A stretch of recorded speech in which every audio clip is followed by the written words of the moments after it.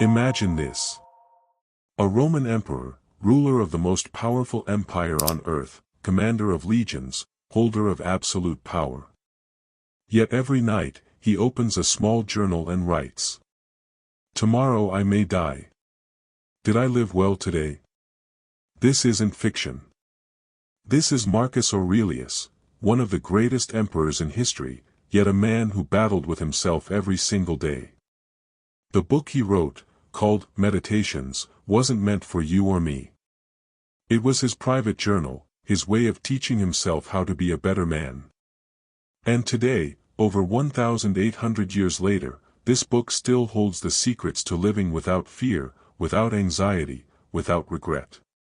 In this audiobook, we'll discover how an emperor dealt with doubt, with loss, with the weight of the world, and the timeless wisdom he left behind that can change your life today. Let's begin. Part 1. Who was Marcus Aurelius? Marcus Aurelius was born in Rome in 121 AD, into a world of privilege and power. But from a young age, he was drawn to philosophy, specifically Stoicism, a philosophy that taught one simple truth. You cannot control what happens to you, but you can control how you respond.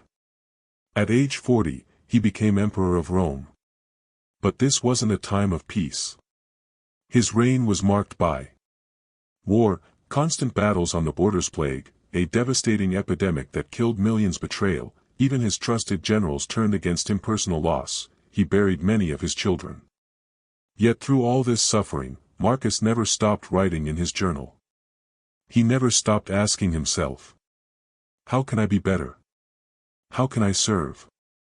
How can I accept what I cannot change? The Meditations are those private thoughts, 12 books of wisdom, written not for glory, but for survival. Written in military camps, during wars, in moments of exhaustion. This is not a book written by a philosopher in an ivory tower. This is a manual written by a man in the trenches of life. Part 2, the core philosophy, Stoicism. Before we dive into the Meditations, you need to understand Stoicism, the philosophy that shaped Marcus's entire life. Stoicism teaches 3 core principles. 1. Control what you can control. Marcus writes, you have power over your mind, not outside events. Realize this, and you will find strength. Think about it. Most of our stress comes from things we cannot control. What people think of us, the weather, the past, death. But we can control. Our thoughts, our actions, our response to events. This is the foundation of Stoic freedom. 2. Accept what is, amor fati, love your fate. Marcus believed that everything happens according to nature. Resisting reality only causes suffering. He writes, accept whatever comes to you woven in the pattern of your destiny, for what could more aptly fit your needs? This doesn't mean being passive. It means acknowledging what is, then choosing your response wisely. 3. Remember death, memento mori. This might sound dark, but for Marcus, remembering death was liberating. He writes, you could leave life right now. Let that determine what you do and say and think. When you remember that life is short, you stop wasting time on petty arguments, seeking approval, holding grudges, postponing your dreams. You live with urgency and purpose. Part 3, Key Lessons from the Meditations. Now let's dive into the actual wisdom from the Meditations. I'm going to share the most powerful lessons, the ones that can change how you see everything. Lesson 1, the morning meditation, prepare for difficulty. Every morning, Marcus would remind himself. When you wake up in the morning, tell yourself, the people I deal with today will be meddling, ungrateful, arrogant, dishonest, jealous, and surly. Wait, that sounds negative, right? But listen to what he says next. But I have seen the beauty of good, and the ugliness of evil, and I know that these people are my kin. Not because we share blood, but because we share reason and a portion of the divine. What does this mean for you? Stop expecting everyone to be kind, fair, or reasonable. Expect difficulty. Expect rudeness. And when it happens, you won't be shocked or angry, you'll be prepared. This is negative visualization, imagining the worst so you're never caught off guard. Lesson 2, your mind is a fortress. One of Marcus's most famous quotes. The happiness of your life depends upon the quality of your thoughts. He's saying, your mind is your kingdom. You are the gatekeeper. You decide what thoughts to let in and what to reject. Someone insults you. That's just sound waves. It has no power over you unless you give it power by accepting the thought, I am insulted. Marcus writes, if you are distressed by anything external, the pain is not due to the thing itself, but to your estimate of it, and this you have the power to revoke at any moment. Application. Next time something upsets you, pause and ask. Is this actually harmful, or just unpleasant? Will this matter in 5 years? Am I giving this event power over my peace? Most of the time, the answer will set you free. Lesson 3, everyone is fighting a battle, practice compassion. Marcus was an emperor who could have anyone executed with a word. Yet he writes, when you wake up, think of what a precious privilege it is to be alive, to breathe, to think, to enjoy, to love. And when people wrong him, he doesn't seek revenge. He asks, what virtue has nature given me to deal with this? His answer. Kindness. Patience. Understanding. He writes, the best revenge is to be unlike him who performed the injury. Think about this. That rude coworker. Maybe they're going through a divorce. That angry driver. Maybe they just lost their job. That critical family member. Maybe they're projecting their own pain. Marcus says, dig within. Within is the wellspring of good, and it is always ready to bubble up, if you just dig. Choose compassion. Not because people deserve it, but because you deserve peace. Lesson 4, death is not the enemy, wasted life is. Marcus constantly meditated on death. Not because he was depressed, but because it clarified everything. He writes, do not act as if you were going to live 10,000 years. Death hangs over you. While you live, while it is in your power, be good. And this powerful reminder. It is not death that a man should fear, but he should fear never beginning to live. The Stoic practice. Every night before sleep, ask yourself. If I died tonight, would I be proud of how I spent today? Did I love deeply? Did I create something meaningful? Did I help someone? This isn't morbid, it's liberating. When you remember you will die, you stop sweating the small stuff. Lesson 5, focus on the present moment. Marcus says, confine yourself to the present. Do not let your mind wander to the past or future. The impediment to action advances action. What stands in the way becomes the way. This is huge. Most people live everywhere except the present. Regretting the past, worrying about the future. But Marcus says, you only have now. He writes, remember, you cannot lose either the past or the future, for how can you lose what you do not possess? Try this. When anxiety hits, ask, what is the problem right now, in this exact moment? Usually, there is no problem. There's just fear of a future that hasn't happened. Lesson 6, be useful, not important. Marcus was literally the most powerful man on earth.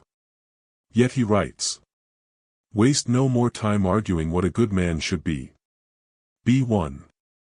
And the fruit of this life is good character and acts for the common good. He's saying, stop obsessing over your image. Focus on your impact. Don't seek fame, seek usefulness. Don't crave applause, do good work. Don't chase titles, build character. Marcus writes, how much time he gains who does not look to see what his neighbor says or does or thinks, but only at what he does himself, to make it just and holy. Lesson 7, obstacles are opportunities. Perhaps the most famous Stoic principle. The impediment to action advances action. What stands in the way becomes the way. This means, every obstacle is a chance to practice virtue.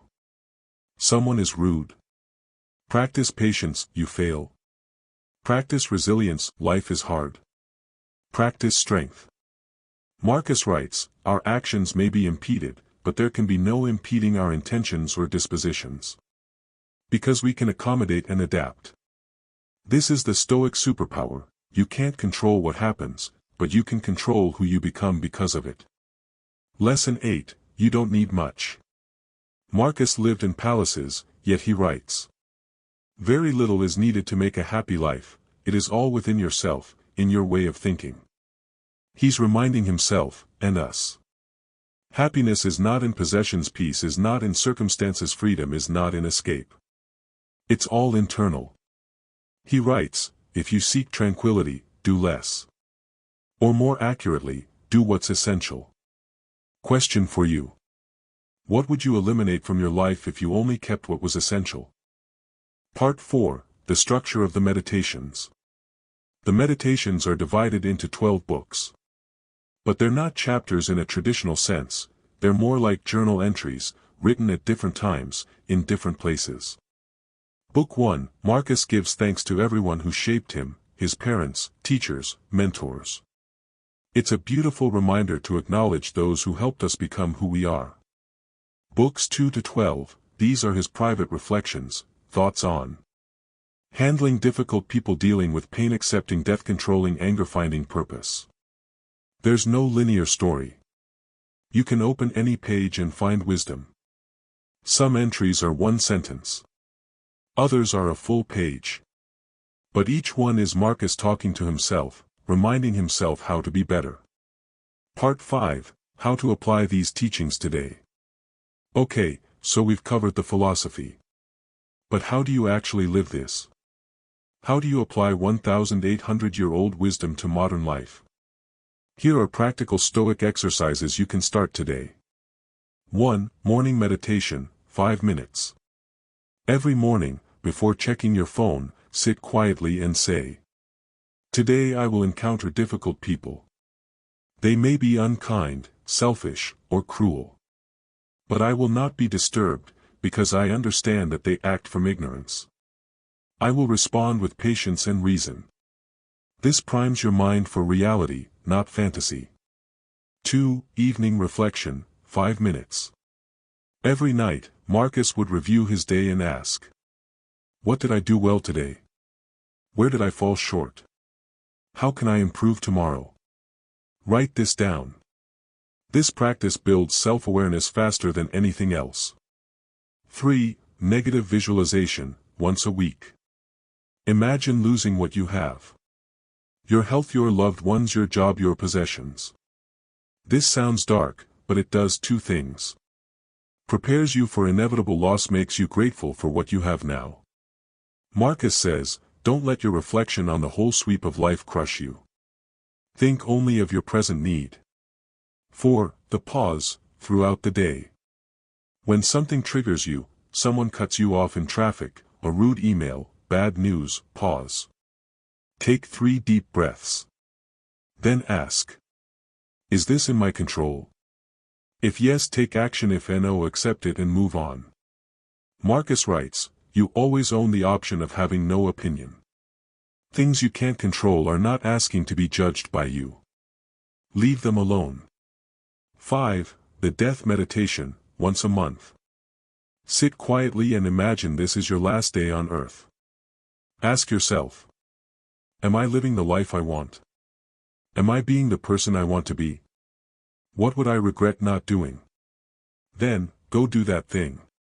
Marcus says, it is not death that a man should fear, but never beginning to live. 6. Focus on character, not outcomes. Most people focus on getting the promotion, winning the argument, being proven right. Marcus says, focus on being good. Did I act with integrity? Did I treat people well? Did I do my best? If yes, you succeeded, regardless of the outcome. 7. Practice voluntary discomfort. Once in a while, intentionally experience discomfort. Take a cold shower, fast for a day, sleep on the floor. Why? Because Marcus says, endure pain, it's not as bad as you think. And when you realize this, you become free from fear. Part 6, the most powerful quotes to remember. Let me leave you with some of the most powerful lines from the meditations. Read these. Memorize them. Return to them when life gets hard. You have power over your mind, not outside events. Realize this, and you will find strength. The happiness of your life depends upon the quality of your thoughts. Waste no more time arguing about what a good man should be. Be one. When you arise in the morning, think of what a precious privilege it is to be alive, to breathe, to think, to enjoy, to love. The best revenge is to be unlike him who performed the injury. Everything we hear is an opinion, not a fact. Everything we see is a perspective, not the truth. If you are distressed by anything external, the pain is not due to the thing itself, but to your estimate of it, and this you have the power to revoke at any moment. Very little is needed to make a happy life, it is all within yourself, in your way of thinking. The impediment to action advances action. What stands in the way becomes the way. Do not act as if you were going to live 10,000 years. Death hangs over you. While you live, while it is in your power, be good. Dwell on the beauty of life. Watch the stars, and see yourself running with them. The universe is change, our life is what our thoughts make it. Conclusion. So here we are, at the end of this journey through the mind of Marcus Aurelius. But here's the thing, this isn't really an ending. It's a beginning.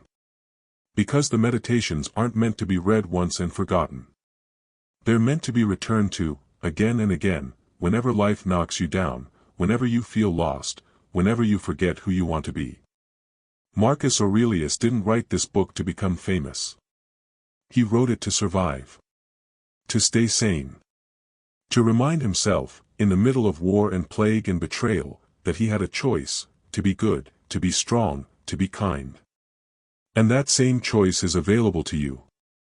Right now. Today. You can't control what people say, what happens tomorrow, how long you'll live. But you can control how you treat people, what you do with today, who you become. Marcus says, confine yourself to the present. The present is all you have. So here's my challenge to you. Close this audiobook. Put down your phone. And ask yourself, what is one thing I can do right now to be a better person?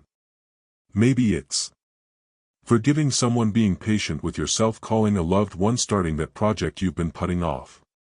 Whatever it is, do it. Because that's what Marcus would do. Not tomorrow.